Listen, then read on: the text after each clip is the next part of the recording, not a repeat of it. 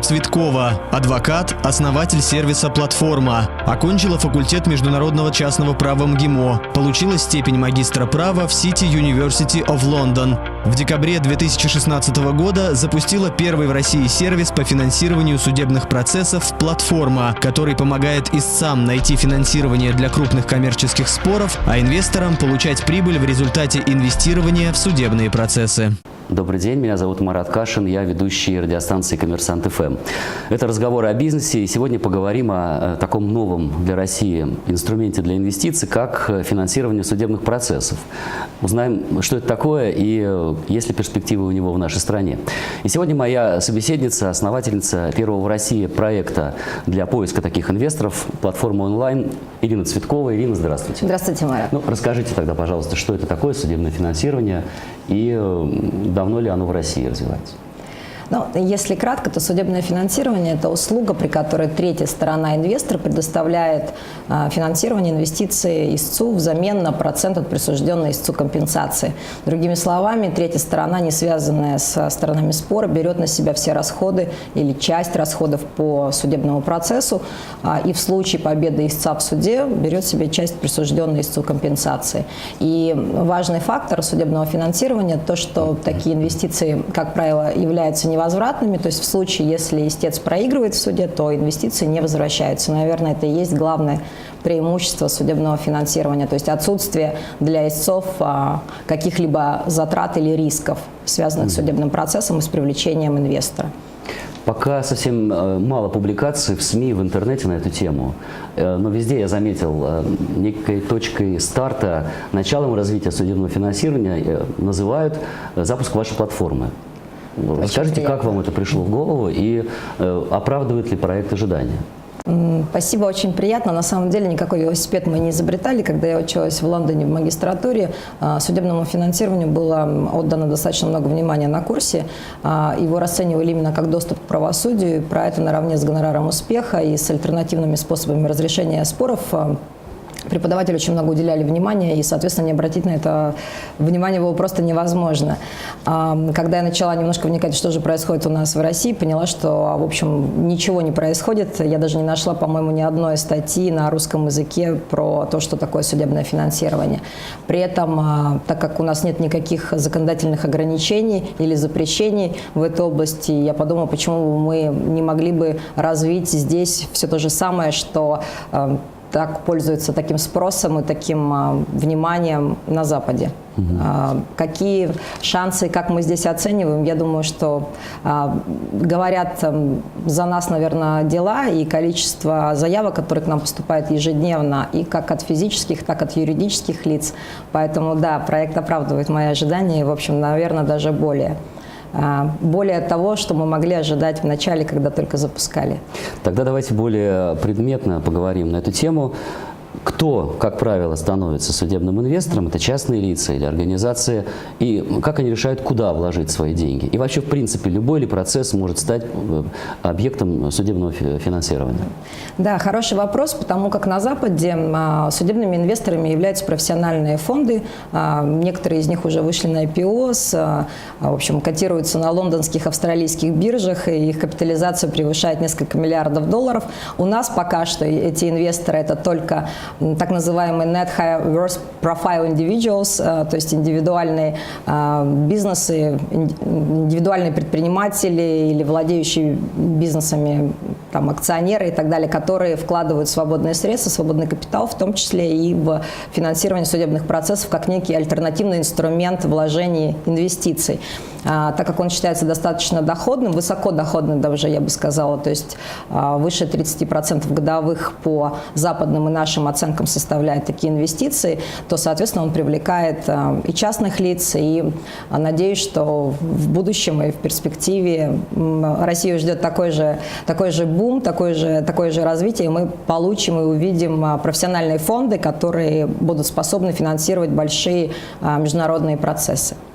Вот. А что касается, какие споры, конечно же, здесь очень высокая планка, и инвесторы предъявляют высокие критерии к тем делам, которые они берут для получая финансирование, потому как инвестору важно не только получить решение в пользу истца, но и то, чтобы это решение могло быть исполнено. Соответственно, вопрос, есть ли у ответчика активы, насколько это решение может быть исполнено и взысканные деньги в натуре, в действительности, это, безусловно, фактор номер один, который влияет на принятие решения о вхождении инвестора или нет. Безусловно, вторым, наверное, важным фактором являются сроки. То есть сколько будет длиться судебный процесс. Некоторые дела по банкротству, например, очень интересны с коммерческой точки зрения, но мы знаем, что банкротства могут уйти за 5 лет и более. Наверное, это не лучшие инвестиции, хотя, опять же, вопрос цены. Очень важным моментом является соотношение цены иска и стоимости финансирования. То есть соотношение должно быть где-то приблизительно 1 к 10. То есть если ваш иск на $1 миллион условно, да, то есть ваши инвестиции в это дело не должны превышать приблизительно 100 тысяч, потому как иначе экономика процесса начинает плохо работать. Вот, наверное, если вы будете разговаривать с профессиональными фондами западными, они, наверное, назовут вот эти 3 вещи. То есть возможность исполнить решение, сроки и соотношение цены иска и стоимости. То есть абсолютно прагматичный подход. Желательно, чтобы вложения окупились многократно и как можно быстрее. Да, абсолютно верно, как, собственно, и любые другие вложения. А кто чаще всего прибегает к услугам судебных инвесторов? И можете ли вы привести какие-то самые яркие примеры таких вложений? Если платформа существует с 2016 года, то наверняка они уже были. Да, безусловно. На самом деле, готовясь к нашему интервью, мы просмотрели нашу статистику и посмотрели, что на самом деле сложно выделить, кто же больше, и частные лица или юридические компании. То есть, наверное, это 50 на 50, потому как я подготовила несколько примеров, показать, когда истец может быть физическое лицо. Например, между сторонами была достигнута договоренность, по которой ответчик обязался оплатить услуги истца. Не были оплачены услуги, достаточно крупный спор, потому что ответчиком является публично известная компания из рейтингов международных. Спор сейчас проходит на территории Великобритании, в High Court. Высокие очень издержки у истца, и несмотря на то, что он является состоятельным бизнесменом, он, тем не менее, обратился за помощью в привлечении инвесторов. Соответственно, пожалуйста, пример, когда физическое лицо судится против юридического лица на территории западной юрисдикции. Ему требуются достаточно крупные инвестиции. Другой пример. Спор проходит на территории Российской Федерации, спорит юридическое лицо против энергоснабжающей компании. То есть энергетический спор. В общем, были нарушены, опять же, обязательства, привело это к аварии.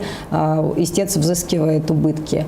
Соответственно, спор, хотя и проходит на территории Российской Федерации, тем не менее он достаточно затратный, потому что дорогостоящие экспертизы нужно провести, привлечь юристов и так далее. То есть истец посчитал, что ему выгоднее привлечь инвестора.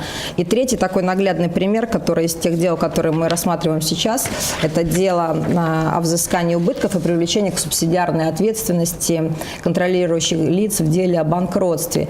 Истец юридическое лицо – это публичная промышленная компания, известная, опять же, ответчик, контролирующие лица должника. Споры проходят на территории Российской Федерации, но поиск активов ведется по всему миру, и приведение в исполнение тоже будет в иностранных юрисдикциях. Это очень дорогостоящий спор.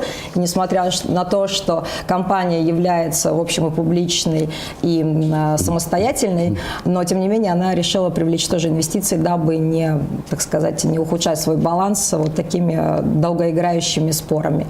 Поэтому, кстати говоря, еще один яркий пример, где требуется финансирование и кто привлекает. Это физические лица, когда они судятся против брендов, против организаций, против клиник. То есть это иски, по сути, о защите прав потребителей. Один из громких исков, о котором, наверное, писали все СМИ. Это иск спортсменки Марии Комиссаровой клиники, который идет уже достаточно давно, и платформа его поддерживает. Это некое социальное дело, которое мы считаем... И там тоже был судебный инвестор. Да, которое мы считаем необходимым поддержать, потому как, в общем, каждый заслуживает справедливости, а не только тот, кто может себе ее позволить. Наш девиз. И некоторые социальные дела мы считаем своим долгом поддерживать и помогать. Я читал, что в странах, где судебное финансирование уже хорошо развито, там принимали специальные законы, которые поддерживали развитие этого процесса, как-то его контролировали. В России нет специального законодательства, но нет и запретов на судебное финансирование. То есть эта область сейчас никак законодательно не регулируется. Все правильно? Совершенно верно. Вы прекрасно разбираетесь в судебном финансировании. В Российской Федерации нет никаких запретов на то, чтобы судебные инвесторы вкладывали свои деньги в такие процессы. Что касается Запада, по-разному складывается практика. В той же Великобритании они ограничились только кодексом поведения. На сегодняшний день никаких законодательных правил нет в этом отношении. В Сингапуре, например, вот буквально 2017-2018 год узаконили и кодифицировали закон о судебных инвесторах.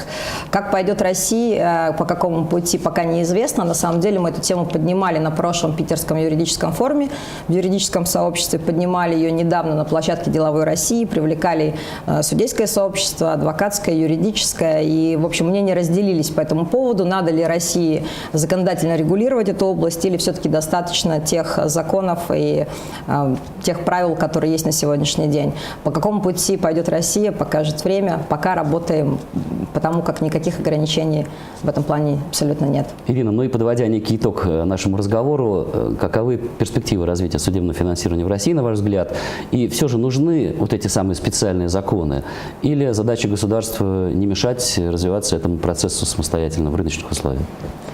Перспективы я оцениваю как самые позитивные, потому как мы смотрим на западный опыт и смотрим, как развивается судебное финансирование. Например, тот же Барфорд, всемирно известный фонд, который специализируется исключительно на судебном финансировании, начал свою деятельность в 2009 году. Фонд примерно оценивался в $10 миллионов. На сегодняшний день фонд больше миллиарда за 10 лет и, соответственно, котируется на бирже с капитализацией $4,5 миллиардов. То есть это говорит о том, что рынок огромный. В Великобритании около 12 крупных игроков, многие тоже выходят на IPO и так далее. Россия в этом плане, с одной стороны, у нас не становится меньше споров, как мы видим, да, в силу экономических причин споров, может быть, даже становится все больше. При этом денег становится меньше, в том числе и на судебные издержки. Особенно это касается международных, крупных, больших споров, где действительно требуются серьезные инвестиции. Поэтому рынок бездонный, и, в общем, мне кажется, мы в самом начале только его пути. А насколько нужно будет регулирование, видите, так как это достаточно новый механизм, инструмент. Пока что нет судебной практики, нет споров касаемых споров между инвесторами, может быть, истцами, адвокатами, инвесторами и так далее. Поэтому сложно говорить. Посмотрим, как будет развиваться рынок. Мы, в общем, всего-то 2 года как работаем. Тогда успехов вам на этом пути. Спасибо большое. И спасибо за ваши ответы. Спасибо. Я напомню, сегодня моей собеседницей была основательница платформы для поиска судебных инвесторов «Платформа онлайн» Ирина Цветкова.